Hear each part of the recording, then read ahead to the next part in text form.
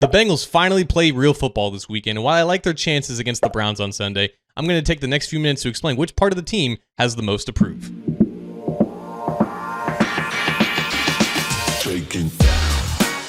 Hi again, Bengals fans. John Sheeran of A to Z Sports Cincinnati here, and the time for talk is pretty much over because in just a couple days, your Cincinnati Bengals are finally going to be playing actual football again. And it's always dangerous to say these words in the city of Cincinnati, but I kind of feel cautiously optimistic. I look at this Bengals team and I see an offense with practically zero liabilities. Of course, there's a big question about if right guard Lucas Patrick is actually the man for the job, but if he isn't, I have pretty good confidence that Dalton Risner can fill in his shoes pretty nicely. Specifically with Sunday's game against the Cleveland Browns at Cleveland, a place where the Bengals have only won once since 2017, the offense isn't necessarily on my mind as the biggest concern. Because going back to March, when the Bengals were still haggling with Trey Hendrickson and they weren't necessarily adding a lot of help beside him in free agency, I've been wondering where this pass rush, aside from Hendrickson, is going to come from. So let's talk about this a little bit. And if you want to read more content like this, check out atozsports.com/Cincinnati for all your latest Bengals news, analysis, and updates. The only thing I'm sure of when it comes to Cincinnati's defensive ends for Sunday is that Trey Hendrickson and Joseph Ossai are going to start, and Shamar Stewart and Myles Murphy are going to be backing them up. But as for how much all four of those players actually play in the game,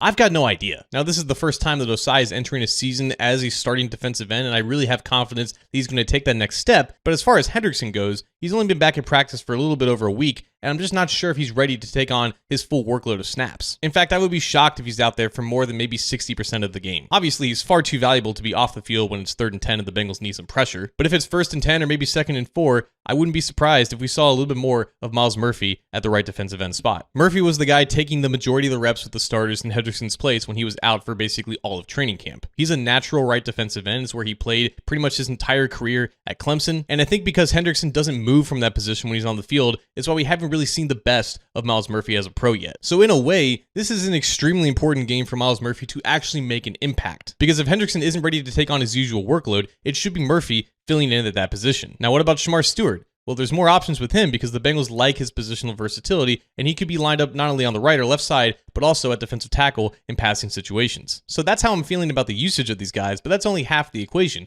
Who's actually going to step up and be effective? I like the energy that Stewart brings, and I think he can provide some chaos, but in terms of actually winning as a pass rusher, I'm not really expecting that in his NFL debut. I think the matchup to watch here is Joseph Ossai going up against right tackle Jack Conklin. Lest we forget that Ossai's most productive game as a pass rusher last year came against the Browns in Week 16 when he was lined up almost exclusively at left defensive end. He had 5 pressures and a sack that game. Of course, the quarterback for the Browns at the time was Dorian Thompson-Robinson, and now it's going to be a 40-year-old Joe Flacco. Mobility, not so much, but veteran savviness, yeah, there's an advantage there. To be completely honest, I'm still concerned about this pass rush as a total unit until I actually see them produce results on the field. But if this defense is to really make that jump that it needs to make in order for this team to be competitive for the entire season, then someone else aside from Hendrickson has to step up in rushing the passer. And for this game and maybe most of the 16 remaining ones on the schedule, I think it's Ossai who has to be that guy. But enough from me. I want to hear what you guys think is the key for the Bengals winning against the Browns on Sunday. Let me know down in the comments below.